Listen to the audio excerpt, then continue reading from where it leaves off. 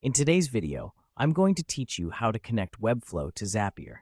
If you find this useful, consider subscribing and liking the video.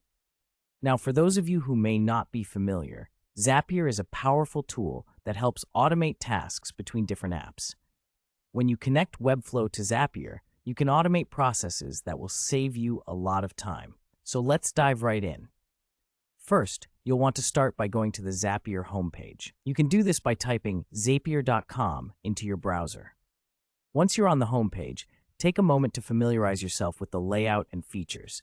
This will set you up for success as we proceed. Next, look for the option to manage your app connections. On the Zapier dashboard, locate and click on App Connections. This is your gateway to start linking different apps and setting up automations. After you've clicked on App Connections, you'll see an option that says Create Connection. Go ahead and click on that. This is where the magic starts.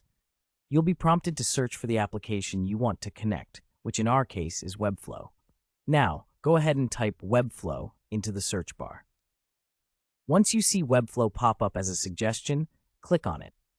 This step is crucial because it tells Zapier which app you want to connect to. After that, you will see an option that says Add Connection. Click on that. This is where you'll begin the authentication process. Now, the next step is to log into your Webflow account. A login prompt should appear. Simply enter your Webflow credentials to proceed. This is a straightforward step, and it's important because you need to give Zapier access to interact with your Webflow account. Once you've logged in, it's time to grant Zapier the permissions it needs to access your Webflow account. This includes selecting the specific sites within your Webflow account that you want to link through Zapier. Make sure to select all the sites you want to automate processes for, then confirm your selection. And that's pretty much it. You have successfully connected your Webflow account to Zapier. You can now start creating Zaps, which are the automated workflows that will carry out your tasks across different apps seamlessly.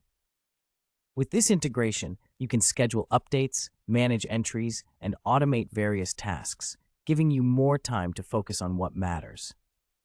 For those of you looking to take it a step further, you can explore the myriad of triggers and actions available with Zapier and Webflow integration.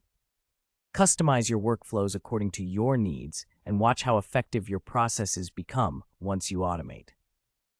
I hope this tutorial was helpful for you. If you have any questions or need further clarification on any of the steps we covered, feel free to drop a comment below.